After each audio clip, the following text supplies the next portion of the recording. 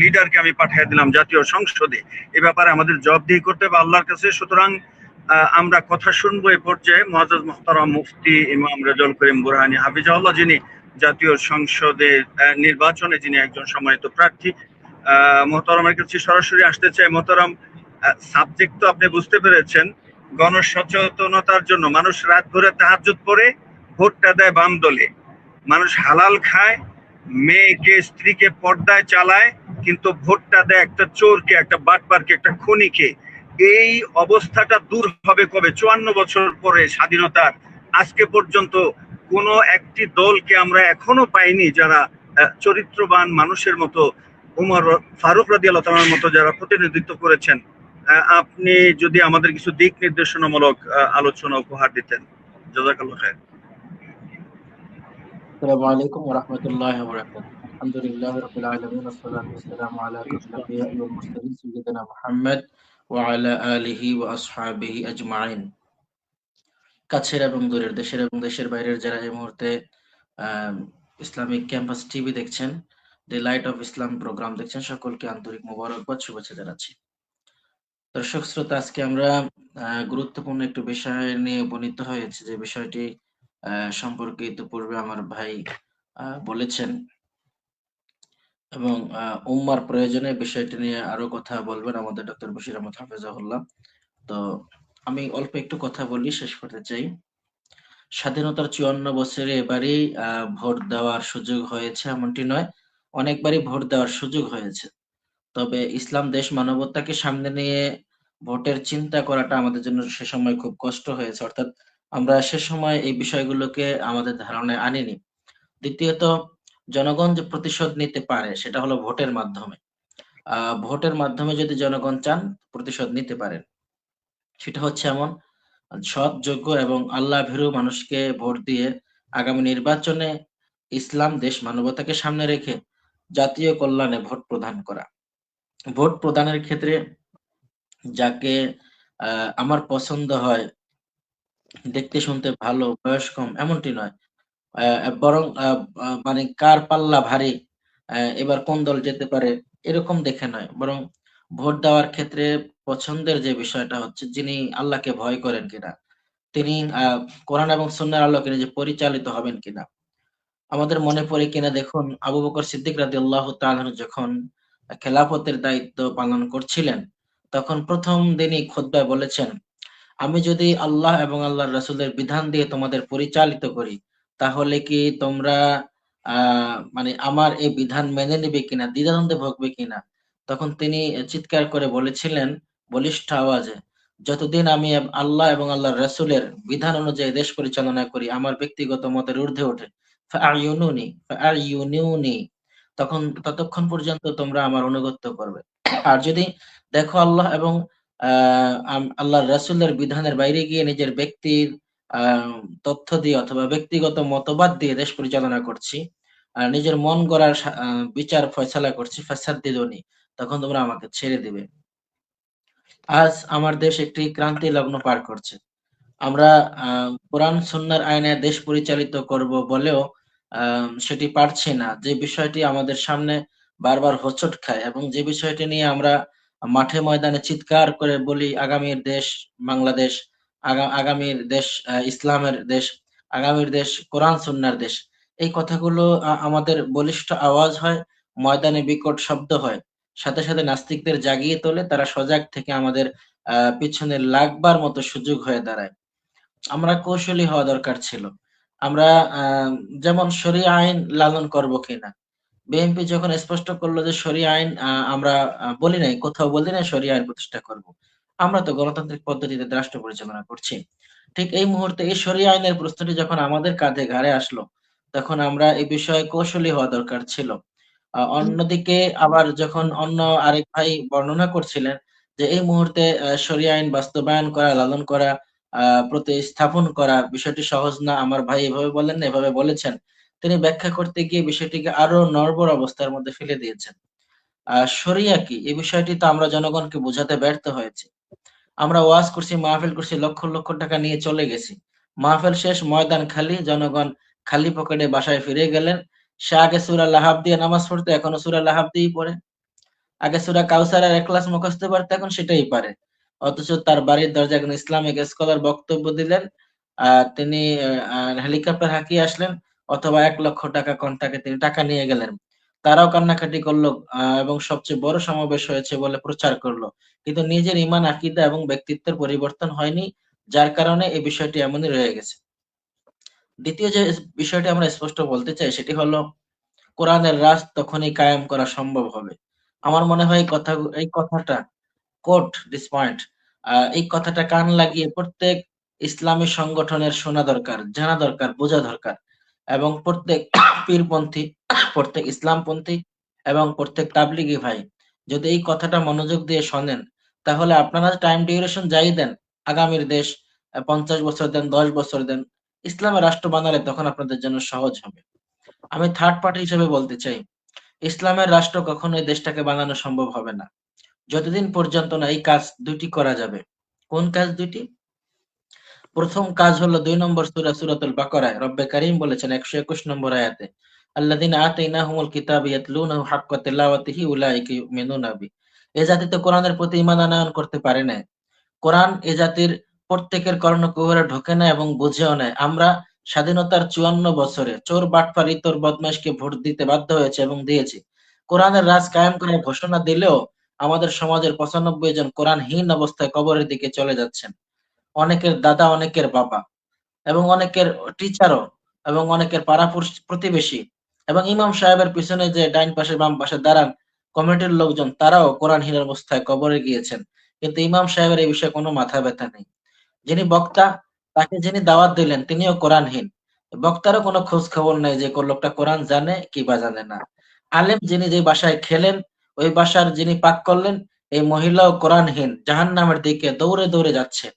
তাকেও আমরা কোনো প্রশ্ন করিনি আপনি কি কোরআন সম্পর্কে জানেন কিনা, বোঝেন কিনা, তেলাওয়াত শুদ্ধ কিনা, পরিবার পরিজনের সকলে কোরআন জানে কিনা।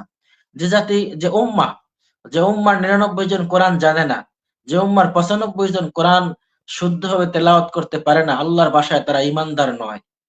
দ্বিতীয়ত, যদি তারা 95 জনই কোরআন জানে, 5 জন তেলাওয়াত শুদ্ধ পারে না, যদি তারা 99 জনই কোরআনের অনুবাদ পাই টু পাই জানে, বুঝে এবং আল্লাহর আদেশগুলো মেনে চলে, তখনই তারা চিন্তা করবে কার্ল মার্কস, লেনিন, ডারউইন, হেগেলের মতবাদের উপরে বিশ্বনবী মুহাম্মদুর রাসূলুল্লাহ সাল্লাল্লাহু আলাইহি ওয়াসাল্লামের কাছে প্রেরিত আনিত কোরআনটাই সর্বশ্রেষ্ঠ। এর উপরে কোনো এর উপরে কোনো বিধান, কোনো সংবিধান হতে পারে না। আমরা উদ্ধার করে যে সংবিধান দিয়ে রাষ্ট্র পরিচালনার চিন্তা করছি, এই সংবিধানটি কোনো মতে, কোনো রকমেই কোরআনের বিধিবিধানের চাইতে বড় রকমের রাষ্ট্র পরিচালনায় শান্তি বয়ে আনবে বলে আমার মনে হয় না এবং বিশ্বাস হয় না। কারণ কোরআনুল কারীম তিবিয়ানাল লিকুল্লি শাই, প্রত্যেক বিষয়ে যথাযথভাবে পরিপূর্ণ বর্ণনা করেছে। রব্বে কারীম যিনি আমাকে আপনাকে সারা পৃথিবী তৈরি করলেন, সকল মাখলুকাতের স্রষ্টা, তিনি আপনাকে আমাকে তৈরি করার পর মহাগ্রন্থ আল কোরআনুল কারীম আমাদেরকে দিয়ে বলেছেন, এটাই তোমাদের জীবন বিধান, এটাই তোমাদের রাষ্ট্রীয় বিধান, এটাই তোমাদের দুনিয়া আখেরাতের কল্যাণ বয়ে আনার মধ্যে একটি বিধান।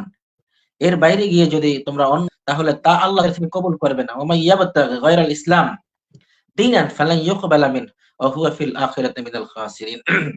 আমরা আখিরাতে চূড়ান্ত ক্ষতিগ্রস্ত হব যদি ইসলামের বাইরে, দ্বীনের বাইরে গিয়ে অন্য কোনো দ্বীন খুঁজতে চাই।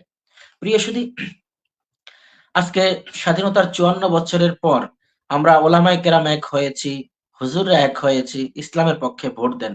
এই ইসলামের পক্ষে বলতে গিয়ে শেষ দিকে আবার আমরা ভাগ হয়ে গেলাম। এখন ইসমাইলের পক্ষে আমরা আছি। ইসলাম থেকে বের হয়ে গেছি। কেউ চিন্তা করছে যে ক্ষমতাটা মেইন উদ্দেশ্য।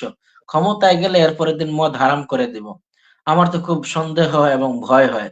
কারণ ক্ষমতা পাওয়ার জন্য যেভাবে করে আমরা শরিয়াকে ঢেকে রেখেছি পর্দার মধ্যে, যেভাবে আমরা পশ্চিমাদের সাথে হাত মিলিয়েছি, যেভাবে আমরা ইন্ডিয়ার সাথে হাত মিলিয়েছি, আমার মনে হয় না আমরা ইসলাম শরিয়া কোনটাই লালন করতে পারবো কিনা। বরং ভয় হয়। যারা ইসলামের নাম না দিয়েও ইসলামের জন্য বহু খেদমত করেছে, যেমন ইসলামী ফাউন্ডেশন তৈরি করেছে, যারা বাংলাদেশের ওলামায়ে কেরামকে একটি উল্লেখযোগ্য বেতনে আলিয়া মাদ্রাসায় খেদমতের সুযোগ করে দিয়েছে, মসজিদের ইমামতিতে যারা মসজিদের নামে একটি সংবিধান তৈরি করেছে আমাদের ধর্ম উপদেষ্টা সহকারে, এবং বিগত সরকার যে মডেল মসজিদগুলো তৈরি করেছে, এভাবে ধর্মীয় উপাসনালয়, ধর্মীয় স্বাধীনতা এবং ধর্মীয় অনুভূতিতে যে কাজগুলো আমরা যারা করতে পেরেছি এবং আমাদের পূর্বপুরুষ যারা পেরেছেন, আগামী দিনে এই কাজগুলোর মধ্যে বড় রকমের রেস্ট্রিকশন এবং শর্ত জুড়ে দিতে পারে এই লোকগুলো। কারণ আমার মনে হয় না যে তারা ফ্রি অ্যান্ড ফ্রাঙ্কলি কাজ করবেন। কারণ তারা তাদের প্রত্যেকটি ওয়াদার মধ্যেই তারা চিন্তা করেন যে ক্ষমতাটা আগে আসুক। তারপরে আমরা প্রত্যেকটি জায়গা কন্ট্রোল করব, প্রত্যেকটি জায়গা হাতে নেব। আমার মনে হয় এটা যদি আম এখন তো আর কোনো বিরোধী দল নেই, সকলেই দেশের পক্ষের দল। বিরোধী দল তো চলে গেছে ভারতে।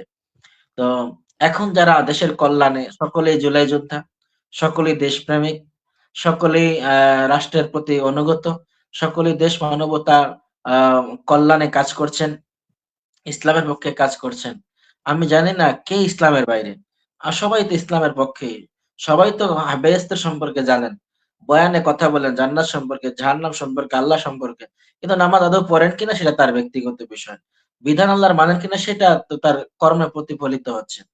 সর্বসাকুল্যে আ আগামী নির্বাচন একটি অপরচুনিটি আমাদের জন্য ৫৪ বছর পর এসেছে। আমি আগেই বলেছি ভোট আমরা আগে দিতে পারিনি, এখন দিতে পারছি এমনটা না। বরং আমাদের যে সময় ভোটার হয়েছে সে সময় হয়তো ভোটগুলো দিনের ভোট রাতে হয়ে গেছে। অথবা আমাদেরকে ফোন দিয়ে বলছে যে আপনার আসার দরকার নেই, ভোট হয়ে গেছে। অথবা কেন্দ্রে গিয়ে আমরা দেখছি যে ভোট আমার আরেক ভাই দায়িত্ব নিয়ে দিয়ে ফেলছেন। অথবা অনেক সময় আমরা জানতে পেরেছি যে আমাদের দাদাগণ, বাবাগণ এসে ভোট দিয়ে গেছেন। দুর্ভাগ্য আমরা তাদেরকে দেখতে পাইনি।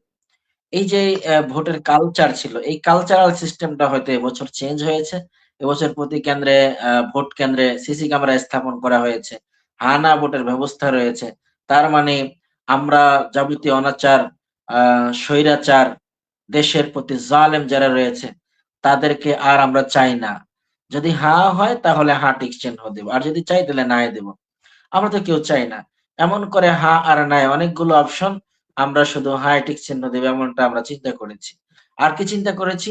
আমার আসনে সবচেয়ে সৎ, যোগ্য, আল্লাহ ভীরু, যিনি ইসলামের পক্ষে, জনগণের পক্ষে, জনতার পক্ষে কাজ করবেন।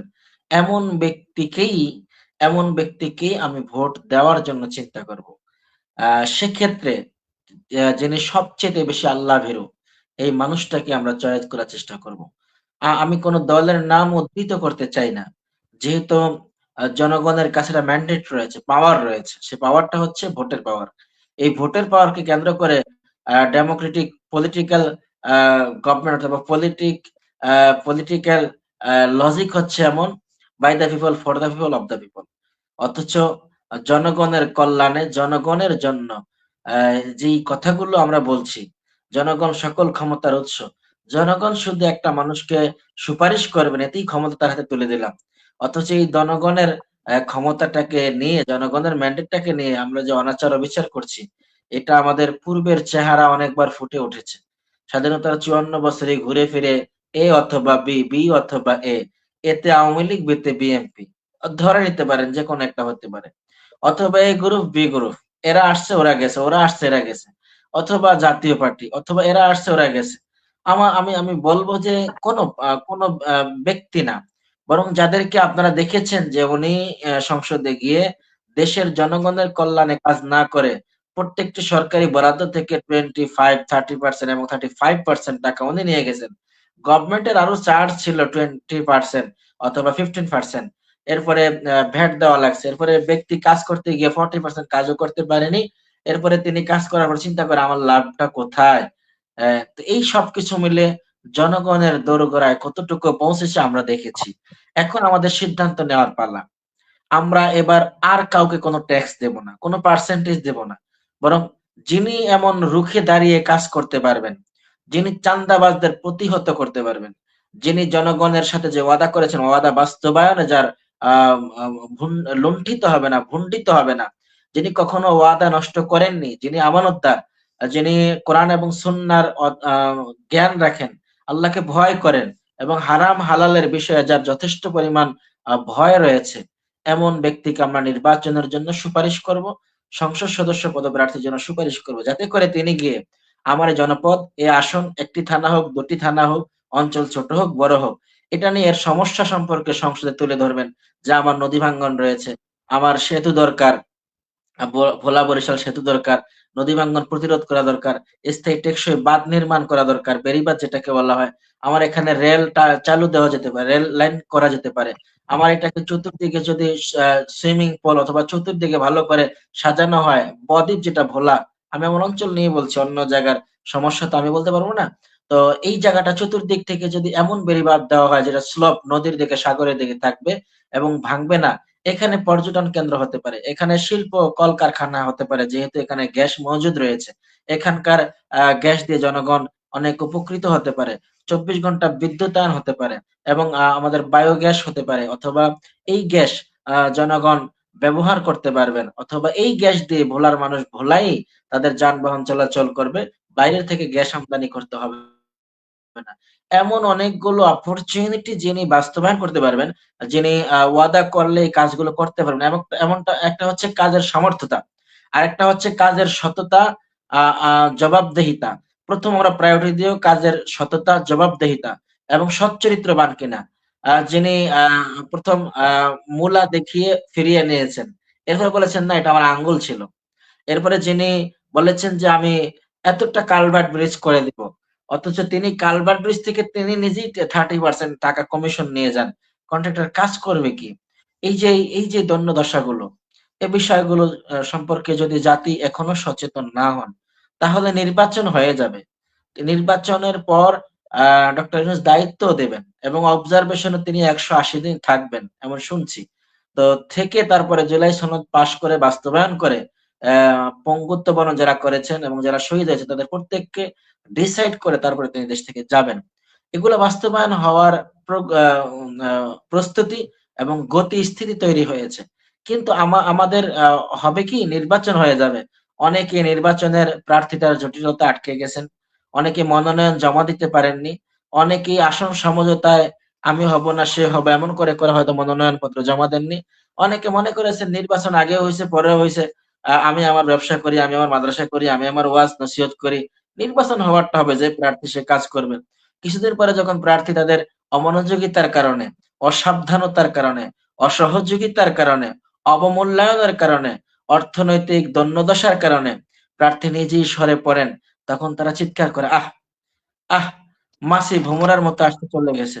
আহ! এই লোকটা এমন করলো কেন? তিনি মনে হয় অন্য কোনো কাছ থেকে টাকা-টুকা খেয়ে ফেলছেন।" এরকম উহ শব্দ করলে পরে আর আপনার সংগঠনের জন্য কোনো কাজে লাগবে না। ঠিক এই বিষয়গুলোকে সামনে রেখে এই নির্বাচনকে আমরাও অনেক ক্ষেত্রে খেয়ানত করছি। ওলামায়ে কেরামও খেয়ানত করছি। আমি নির্বাচন করছি, আবার মাদ্রাসার কাজও করছি। আমি নির্বাচন করছি, ব্যবসাও করছি। আমি নির্বাচন করছি, ওয়াজও করছি। তাহলে তো আমার ওয়াজ হবে না। এই নির্বাচনের আর অল্প কয়েকটা দিন বাকি আছে। এখনো আ আ আমরা ৩ মাস ৪ মাস কেউ গণসংযোগ করেছেন। এর মাঝেও যদি চিন্তা করেন যে আমি আমার সব ঠিক রেখে যদি করতে পারি নফল, আলহামদুলিল্লাহ। না। আমরা বলেছি নির্বাচনটা জিহাদ সমপরিমাণ আপনি আ আ কাজ করবেন এবং জান এবং মাল ব্যয় করবেন। পকেট থেকে টাকা বের হয় না। এদের নাম হচ্ছে ওলামায়ে কেরাম। বোম মারলেও টাকা বের হয় না, ওলামায়ে কেরাম। পকেটে হাত দেন না। অথচ নিজেরা আমরা ওয়াজ করি জান এবং মাল আল্লাহর রাস্তায়, জান এবং মাল আল্লাহর রাস্তায়। কিন্তু নিজের পকেট না, অন্যের পকেটে হাত দিয়া টাকা নেওয়ার চিন্তা থাকে আমাদের। এজন্যই আমি কিছু ব্যতিক্রম কথা বলি যে আমাদেরকে মানুষ এন্তেকালের পর খবর দেয়, বলে এজন্যে যে হুজুর জানাজা পড়াবেন। হুজুর জানাজা পড়ে হাদিয়া নিবেন। হুজুর খতম পড়বেন, হাদিয়া নিবেন। ৪ দিনের সময় দোয়া করবেন, ৪০ এর সময় আসবেন। এরপরে বিয়ে করানোর পর হুজুর হাদিয়া নিবেন, বিয়ে পড়ে এবং একটু খেয়ে যাবেন হুজুর। এ দোয়া। আমাকে যেন জনগণ শুধু দোয়ায় সীমাবদ্ধ না রাখেন। বরং আমাকে যেন একজন সোশ্যাল ওয়ার্কার হিসেবে পান, সোশ্যাল ডেভেলপার হিসেবে পান। জনগণ যেন মনে করেন যে না, হুজুর কাফনের কাপড়ের ব্যবস্থা করেছে, কবরের জায়গার ব্যবস্থা করেছে, বাসের ব্যবস্থা করেছে। তিনি খোঁজ খবর নিয়েছেন এবং তিনি নিজে আমার বাবাকে আ আ মৃত্যুর পর যে ধোয়ানো, এই ধোয়ানোর কাজটা তিনি নিজে করেছেন। অন্য কারো হেল্প নেন নাই অথবা অন্য কাউকে খাদেম বানাতে চান নাই। আমাকে সহকারে হুজুর নিজেই কাজটা করেছেন এবং তিনি নিজেই কবরে নেমেছেন। এই যে এই social work as a social worker হিসেবে মোহাম্মদুর রাসূল সাল্লাল্লাহু আলাইহি ওয়াসাল্লাম নিজেই কাজগুলো করতেন। অমুসলিমের ক্ষেত্রে রাসূল সাল্লাল্লাহু আলাইহি ওয়াসাল্লামের কাজ ছিল নিদারুণ এবং একেবারে আ নিপুণ হাতে তিনি করতেন। অমুসলিম নারী অসুস্থ হলেন, রাসূল তার বাসায় কাজ করলেন, তার খাবার পাক করলেন, তার গরুকে খাবার দিলেন, তাকে শুশ্রূষা করলেন, পানি দিলেন মাথায়। এখন তো আমরা এই মহিলার কাছে যাওয়ার আগে মাসালা খুঁজবো। ফতুয়া জালালাইন, ফতুয়া ইবনে কাসির, এগুলো তাফসীরের কিতাব, তারপর আমি ফতোয়ার জন্য বলছি। এগুলো পরে পরে এখনকার আলেমরা ফতোয়া দেয়, ফতোয়া খুঁজতে খুঁজতে খুঁজতে খুঁজতে ওখান দিয়ে রোগী ইন্তেকাল করবে, ইন্না লিল্লাহি ওয়া ইন্না ইলাইহি রাজিউন। এই জন্য আমরা এরকম মানে সোশ্যাল ওয়ার্কার যদি ডেভেলপার হতে পারি, তাহলে আমাদেরকে জনগণ আগামী দিনের নির্বাচনে এবং আগামী দিনে দেশের নেতৃত্বে বেছে নেওয়াটা সম্ভব হবে। আমার যার অভ্যাস ওয়াজ করে হাদিয়া নেই, ওয়াজ করে তাকিয়ে থাকি যে সভাপতি মোসাফা করেন না কা, সেক্রেটারি সাহেব আসে না কা, হাতে কিছু আছে কিনা, খামটা ছোট না বড়। এরপরে অনেক বক্তাদের এমন অবস্থাও দেখেছি, ওয়াজ থেকে বের হয়ে এসে খামটা বের করে দেখায়। ভাইয়েরা, আমি লাইভে আসছি অনেক দুঃখ অনেক ব্যথা নিয়ে। কি, আমার ঢাকা থেকে আসতে প্রাইভেট কার ভাড়া 10,000, এরপরে আমার পিএস এর হাদিয়া হলো 2,000, ড্রাইভারের হলো 2,000, এরপরে আমার যে ক্যামেরা ভিডিও রেডিও করে ওর হাদিয়া হলো 3,000। এই মিলে আমার খরচই 20,000। এই দেখেন ওরা আমাকে টাকা দিছে 11,000। এখন বলেন এইসব মাহফিল নেওয়া ঠিক না ঠিক না? আমার সাথে কন্টাক্ট হয়েছে 50,000। রুচি আমাদের কোন জায়গায় গিয়ে টেকনিক লাইভ করতে হয় টাকা পয়সার বিষয় নিয়ে। দ্বিতীয় বক্তব্য হচ্ছে, ইন্তেজামিয়া কমিটি যারা মাহফিলের জন্য দাওয়াত দিবেন, তাদের এলাকার ইমাম সাহেবের বেতন 10 মাস বাকি। আপনি বাইরের বক্তা দিয়ে ওয়াজ করালেন কেন? হুজুর যদি শুক্রবারে ওয়াজ করতে পারে, তাকে দিয়ে আলোচনা করান। বরং তার আলোচনার পরে হুজুরের 10 মাসের বকেয়া বেতন দিয়ে দেন। আজকে মাহফিল থেকে হাতে 3,000 টাকা দেন।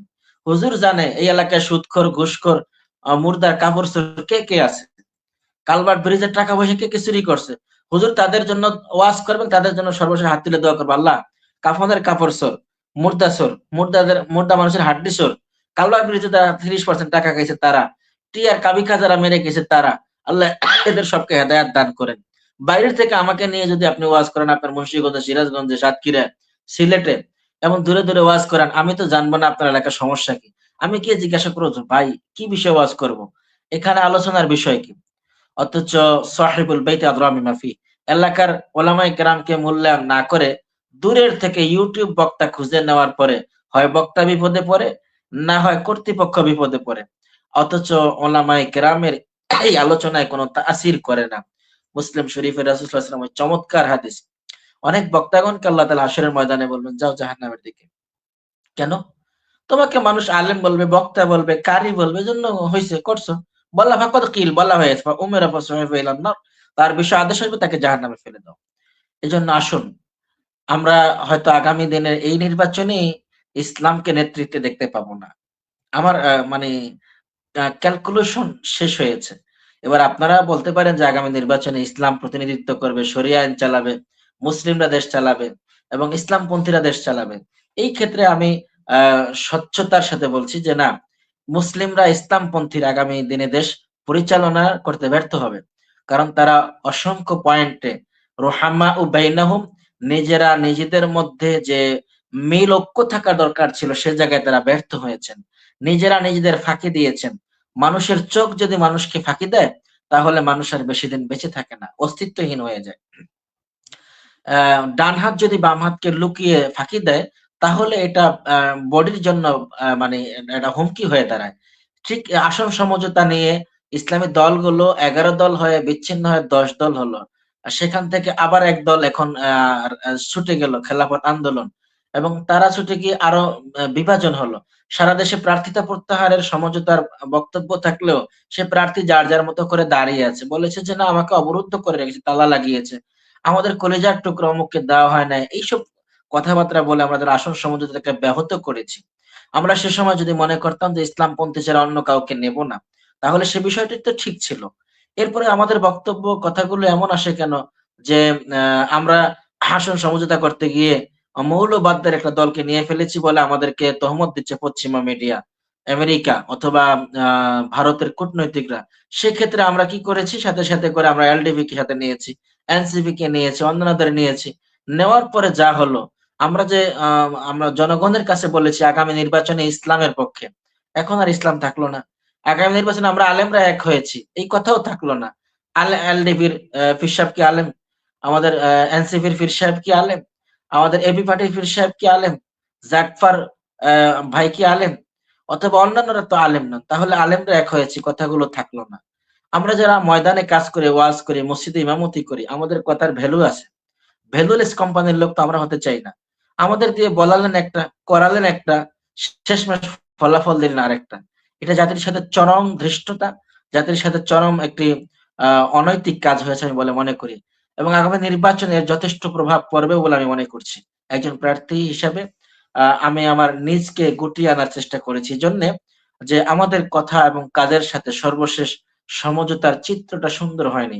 সময় ক্ষেপণে ভোট কমেছে এবং আমাদের বিচ্ছিন্নতায় আমাদের বাতাস বের হওয়ার কারণে অন্যরা এর মধ্যে সুযোগ খুঁজে পেয়েছে। আমি আবারও আশা করব এরপরেও যে আসনে অন্তত কোনো না কোনো আলেম, অন্তত কোনো না কোনো পরহেজগার ব্যক্তি, অন্তত ৩ জনের মধ্যে ২ জনের মধ্যে ২ জনের মধ্যে ২ জন প্রার্থীও তো ন্যূনতম কোনো আসনে আছে। ৩ জন আছে, ৪ জন আছে, ৫ জন আছে, ৮, ১৪ জনও আছে। যদি এর মধ্যেও কি একজন লোক এমন খুঁজে পাওয়া যাবে না যে ১৪তম ব্যক্তি বেশি চুরি করে, মাটি সহ খেয়ে ফেলে, কিন্তু ১ নম্বর ব্যক্তি যিনি তিনি মাটিটা খান না, পানিটাও খান না, শুধু মাছটা খান। তাহলে কমপক্ষে ওই ছোট চোরকে আমরা ভোটটা দেব। কেন দেব? এজন্যে যে তার দ্বারা জনগণ বেশি ব্যথিত হবেন না, ওর দ্বারা যতটা ব্যথিত হবেন। এবার নির্বাচনে ইসলামী আন্দোলন নেই এমন আসন নেই, বাংলার জামাত ইসলামী নেই এমন কোনো আসন নেই, অথবা জামাতের জোটের প্রার্থী নেই এমন কোনো আসন নেই। এক্ষেত্রে জনগণের কাছে, দেশের উম্মার কাছে আমাদের আবদার হচ্ছে এমন, স্বাধীনতার ৫৪ বছরে বিভিন্ন গভর্নমেন্ট আপনারা দেখেছেন এবং শাসিত হয়েছেন, শোষিত হয়েছেন, নির্যাতিত নিপীড়িত হয়েছেন, চাঁদা দিয়েছেন, দখলদারিত্বতা ভোগ করেছেন, কন্যা সন্তানকে বিয়ে দেওয়ার আগেই আপনারা অজস্র ভূমেরিং দেখেছেন অথবা অনৈতিকতা সহ্য করেছেন। এগুলো এজন্য যে ক্ষমতার দাপট এবং অপব্যবহার, অপসংস্কৃতি এবং যুব সমাজের উচ্ছৃঙ্খলা যা মেনে নিয়েছিল কিছু কিছু দল, তাদের নিচে ছাতার নিচে আশ্রয় নিলেই সকল গুনাহ মাফ হয়ে যায়, এমন কিছু দল আমরা দেখতে পেয়েছি। সুতরাং এই অবস্থাগুলোকে অবজার্ভ করে আমাদের আমাদের যা বাজেট হয় তার থেকে তারা কত কত কে কমিশন খায়, কারা খায়নি, কারা স্বচ্ছতার সাথে মন্ত্রিত্ব পরিচালনা করেছিল এবং করতে পারে এবং দাঁড়িয়ে থাকতে পারে, এবং কার কথায় কাজে কখনো ব্যতিক্রম হয়নি, এবং যিনি কথা বলেন এবং তিনি যেটার উপর আমলও করেন, এমন খুঁজে খুঁজে আমার মনে হয় জনগণ ভোট দিলে আগামী সংসদ কোরআনের সংসদ না হলেও, ইসলামের সংসদ না হলেও, শরিয়ার সংসদ না হলেও আমার মনে হয় শান্তিতে বসবাস করার এদেশে জনগণ এবং নেতৃত্বের একটি মজাদার অবস্থা তৈরি হবে, এবং যে আবহাওয়াটা আগামী সংসদে, এই সংসদের ত্রয়োদশ সংসদ, চতুর্দশ সংসদে আগামী দিনে আপনাদের এই সহযোগিতার কারণে ইসলামী খেলাফা অথবা খেলাফত আলা মিনহাজিন নবুয়ার ভূমিকা দেখতে পাবে, উদয় দেখতে পাবে, সচ্ছল ভূমিকা দেখতে পাবে যদি এই নির্বাচনটি আমরা এভাবে করি। আর যদি কেউ মনে করেন, কোন ভোটার মনে করেন না হুজুররা চুরিও করতে পারবো না, খাওয়াইতে পারবো না, আনতেও পারবো না, দিতেও পারবো না, ওই নেতা তো আমার আগেই বলছে যে আমারে কার্ড দেব, ফ্যামিলি কার্ড, আমাকে কার্ড দিবে বিজিবি কার্ড, আমাকে কার্ড দিবে বন্দা কার্ড, বয়স্ক ভাতার কার্ড, বিধবা ভাতার কার্ড, মাতৃত্বকালীন কার্ড, জেলে কার্ড, তাঁতি কার্ড, মজুর কার্ড, এভাবে অনেক কার্ড দিবে, সুরক্ষা কার্ড। সুতরাং এদের পিছে ঘুরলেই মোটামুটি একটা ব্যবস্থা তো হবেই। কিন্তু এই পর্যন্ত তো কোনো হুজুর কোনো কার্ডের ওয়াদা দিল না, কোন আলেমগণ কোন সুযোগ সুবিধা দিল না, বরং তারা নির্বাচনে খরচও করতে চায় না, কৃপণ, বখিল। তাদেরকে ভোট দিলে এখনই দেয় না, আগামী দিনে দিবে কোত্থেকে? আমি জাতির উদ্দেশ্যে বলতে চাই, এখন যারা পকেট থেকে নগদ খরচ করে আগামী দিনে তারা আপনাদের বরাদ্দ খেয়ে ফেলবে। কেউ পকেটের টাকা খরচ করে নেতৃত্ব দিতে চায় না। টাকা দুই দিক থেকে আসে, একটা হলো চাঁদাবাজির টাকা, অন্যটা হলো আপনার জন্য যা বরাদ্দ হয়েছে কালভার্ট ব্রিজ অথবা আপনার জন্য যা গভর্নমেন্টের বরাদ্দ হয়েছে তার থেকে ছো মেরে 50%, 60%, কোনোটা পুরোটা বিসমিল্লাহ আলা মিল্লাতে রাসূলুল্লাহ খেয়ে ফেলে এরপর আপনাকে সেখান থেকে আবার দান করে অমুক মাহফিলে 5,000 টাকা আমাদের নেতা দান করে, সুবহানাল্লাহ, নারায়ে তাকবীর, আল্লাহু আকবার। এরপরে অমুক মসজিদের ঘাটলায় 30,000 টাকা দান করছে, নারায়ে তাকবীর, আল্লাহু আকবার। দীর্ঘ হায়াত কামনা করা হয়, অথচ আপনি জানেনই না এবার টিআর এর কাবিকার কত এসেছে, কত গিয়েছে, কত বরাদ্দ হয়েছে। এজন্য নগদ জাপাও হাত পেতে নাও, বাকির খাতায় শূন্য থাক, নাস্তিকদের মতবাদ। এই মতবাদ যদি লালন করেন তাহলে আমি এক ভোটারের কাছে গেলাম, ভোট চাইলাম, তো তিনি আমাকে বললেন যে ফরেরটা পরে, এখন আমার কি দিবেন দেন, আমি অসুস্থ, আমার খাওয়া দরকার, মেডিসিন কিনা দরকার। আমি চিন্তা করলাম এই লোকটা কেমন। পাশে থেকে একজন আমাকে বললো যে হুজুর, ওনার এটা ব্যবসা, উনি যেই প্রার্থী আসে তাকে জড়াইয়া ধরে ধরে পরে বলেন যে এখন যা পারেন দেন। তো যাদের তো মনে করেন ডাইনে বামে ইনকাম আছে, ডাইনে বামে বলতে যাতে বুঝে এখন কোন ইনকাম, তারা পকেটে হাত দিয়ে বাস বাড়ি করিয়া দিয়ে দেয় 5,000 10,000 2,000 যায়, এই বুড়ি আর খাওয়ান ভোট কিন্তু সবার আসলে কাউরি ভোট দেয় না উনি। এজন্য জাতীয় চরম ভাবের চালাক, চরম ভাবের বাটপারি তার একটা সুযোগ আছে। তুমি মিয়া ভোটে দাঁড়াইছো, আমাকে ভোট কি লাগবো না? বলে বলে ডেকে ডেকে বলে, কেউ মালান সাহেব ভোট কি লাগবো না আমাদের? চিনেন না, সালাম টালাম নাই, চা পানি নাই, এই কোন হালিম টালিম নাই, ভোট কি পাও এমনি এমনি ভোট দেবো মানুষে? এভাবে করে করে ট্রোল করার মতো কিছু মানুষও আছে, অথচ তিনি ভোটের দিন ভোট কেন্দ্রেই যান না, অথবা তিনি 500 টাকার বিনিময়ে ভোট বিক্রি করে ফেলেন বলে প্রমাণিত হয়েছে দীর্ঘদিন। এ উম্মাহ যতদিন পর্যন্ত তাদের চরিত্রকে সততায় আনতে না পারবেন, ততদিন পর্যন্ত তারা সৎ চরিত্রবান যোগ্য নেতৃত্ব পাবেন না। রাসূলুল্লাহ সাল্লাল্লাহু আলাইহি ওয়াসাল্লামের একটি ভবিষ্যৎবাণী এমন, মুসল্লি যেমন ইমামও তার তেমনই হবে। রাসূল সাল্লাল্লাহু আলাইহি ওয়াসাল্লামের সময়ের সাহাবায়ে কেরাম যেমন ছিলেন ইমানদার, তেমনি নবী ছিলেন। সাহাবায়ে কেরাম যেমন ইমানদার ছিলেন, তেমনি তাবেঈগণ ছিলেন। তাবেঈগণ যেমন ইমানদার ছিলেন, তাবেঈগণ ঠিক তেমনই ছিলেন। আসুন আমরা একটি সুন্দর এবং শান্তির সমাজ বিনির্মাণে আগামী নির্বাচনে আমরা যা যা বলেছি, বাজারে মাছ কিনতে গেলে কি কি দেখে দেখে মাছ কিনতে হয়, এতগুলো যেমন বয়ান করতে হয় না, আপনার মেধায় বলে দেয়। চাল কিনতে গেলে 50 পদের মধ্যে নিজেরটা খুঁজে নেন। ডিম কিনতে গেলে বলেন যে বড়টা দিয়ে ছোটটা দিও না, ভাঙ্গাটা দিও না। এই যে সাধারণ জ্ঞান, কমন সেন্স যে আল্লাহ দিয়েছেন, এই কমন সেন্সটা শুধু ব্যবহার করে আপনি সৎ, যোগ্য এবং আল্লাহ ভীরু মানুষকে, দেশ ও মানবতা ইসলামের পক্ষে জেনে তাকে আগামী নির্বাচনে আপনার ম্যান্ডেট দান করবেন। তাহলে একটি যোগসূত্র তৈরি হবে, পথ তৈরি হবে, একটি সুযোগ হবে নির্বাচনের পর সংসদে ওলামায়ে কেরাম কথা বলার, এবং এটি একটা দীর্ঘমেয়াদী পথ তৈরি করবে এই দেশকে কোরআনের রাষ্ট্র কায়েম করার, রাজ কায়েম করার। এর মধ্যে অনেক মুনাফিকি থাকবে, প্রতিহিংসা থাকবে, হিংসা থাকবে, অনেক গোয়েন্দাগিরি থাকবে, অনেক ছলচাতুরি থাকবে, চালাকি থাকবে, বহির্বিশ্বের জল্পনা কল্পনা থাকবে, ভূমেরং থাকবে, প্রোপাগান্ডা থাকবে, এবং এর মধ্যে অনেক জুলুম